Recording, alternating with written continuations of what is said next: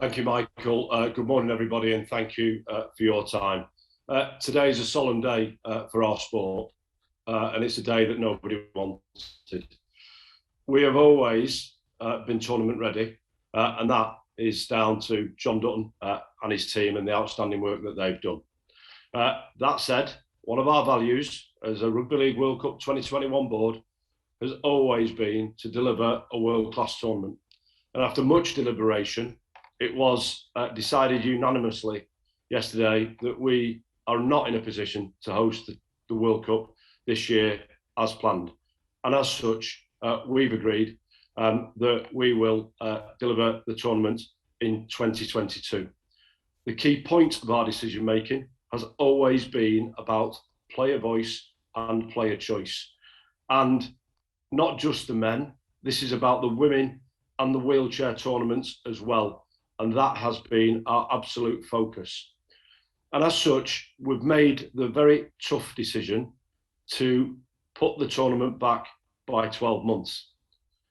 I want to put on record our grateful thanks to the following people: the UK government, who have supported this tournament and will continue to do so; the Department of Digital, Culture, Media and Sport, who are also have been amazing support; those colleagues in UK sport, the Rugby Football League and the International Rugby League, and in particular the support from Troy Grant, Chair. But there's one team that I would want to recognise above all of that, and that is our Chief Executive in his team, John Dutton. I repeat, we have and always been tournament ready. A few days ago, we were focusing exclusively on delivering an outstanding World Cup. Nothing's changed other than the year in which we will deliver that. Our social impact record stands out for itself, and we will continue to deliver an outstanding World Cup for all involved, whether that's players, officials, spectators or viewers. Rugby League is a resilient sport, and despite this disappointment of postponement, our focus will be on delivering the very, very best Rugby League World Cup in 2022.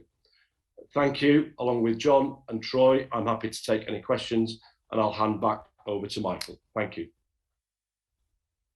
Morning, guys. John, just a couple of questions for you. The obvious one: how disappointed are you that we've obviously had to reach this decision? And the COVID outlook here is likely to be very different in Australia than it is in Australia, in 2022. What happens if Australia and New Zealand decide this time next year that they don't fancy it? Do we postpone again? Do we push on without them? How do you approach that issue if it becomes a realistic possibility again? Yeah, good morning, Aaron. Thanks for your questions. Look, we are bitterly disappointed. We've worked tirelessly as a team for almost 6 years. We've got the tournament into a quite remarkable position. Clearly, as Chris has alluded to, over the weekend and into Monday, it became apparent that we couldn't continue. It wouldn't have been a world-class tournament, and it would have been irresponsible to carry on. So we look to 2022. Clearly, we've got some work to do, as you've alluded to. The health environment, we can't predict the future. We appreciate more than anyone, I think I've become a public health expert in what's happening in Australia, just a radically different environment and some of the pressures that Australia and New Zealand are facing in the competition. So the work now is to ensure we have everything in place, we have the guarantees, we've met all of the different conditions that have been thrown at us, and we're confident that with time that we'll be able to do that, Aaron. This is so important for the sport. As I've gone on record many times, it's a seminal moment. It is beyond disappointing that we can't stage the tournament this year, but I think collectively as a sport, we've got to show resilience, we've got to overcome the adversity, and there's got to be a togetherness in the international rugby league community. And I'm heartened by the work that we've done with Troy. I think Troy is able to do that and make sure that everyone turns up, everyone brings the best players, and we stage a truly world-class tournament next year. Yeah, good morning, Ian. I mean, the first thing to say is postponement was never an easy option. As we'll become apparent over the next few weeks, some of the considerations we've had to make, our venues, our commercial partners, our broadcast, we're less than 90 days away and we've got the tournament to such a remarkable place. I think it's fair to say that we did come close to cancellation, and ultimately, I guess the least worst option was to postpone. And there's a lot of people hurting at the moment, and there's a lot of people that have invested time, energy, but it's about being responsible. Being a leader is about making tough decisions, maybe not popular decisions, and I think we've done that. We've stood up for what we believe in, and most importantly for us, this has always been about the players. As administrators, we don't have a right to take away the hopes and dreams of players to play in a tournament, and for that reason, we fought so hard to ensure that we could stage the World Cup. Unfortunately, that will be next year. Thanks, John. Just one more from me. Among the many challenges you've got now in front of you, do you have to go back to the government, who've obviously been very supportive from the start, and ask them for extra assistance to help you manage the operation for another 12 months?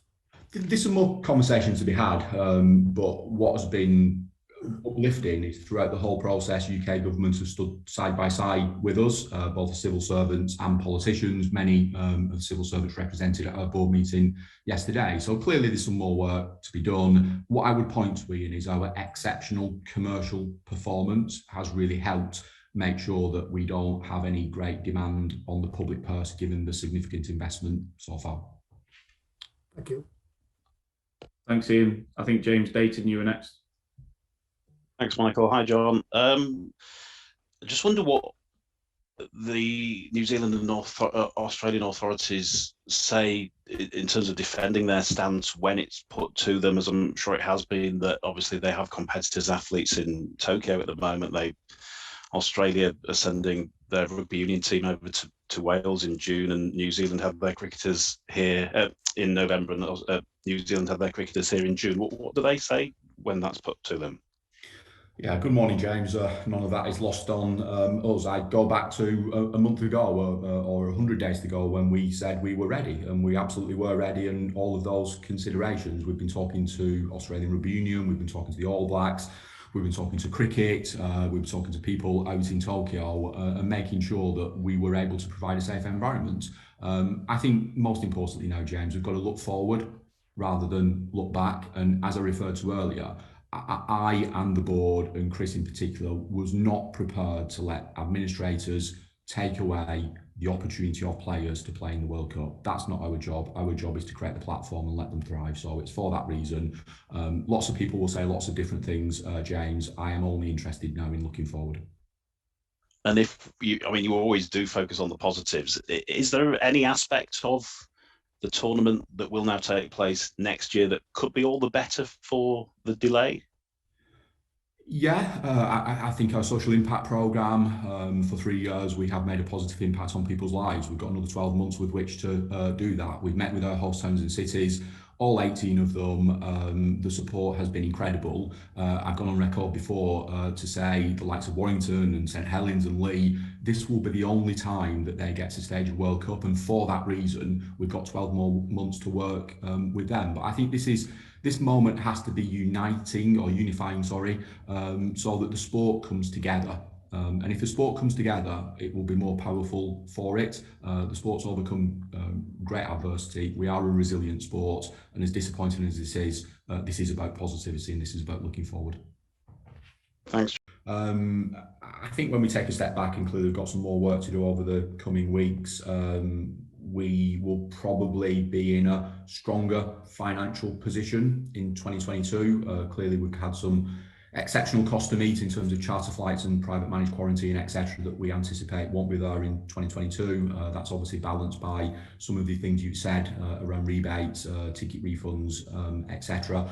But we are in a really strong position. We've got all of our commercial partners to a great place. We've obviously got our domestic broadcast partnership in place, and that will be unaffected by next year. A bit more work to do in the international broadcast space. And I think back to a question previously, another 12 months will bring opportunities to onboard more commercial partners, and actually over the last couple of weeks we've been approached by more people. So overall we will come out in a strong position. We have a commitment that we've made to the International Federation, which we will work towards, and I think ultimately the P&L will look strong.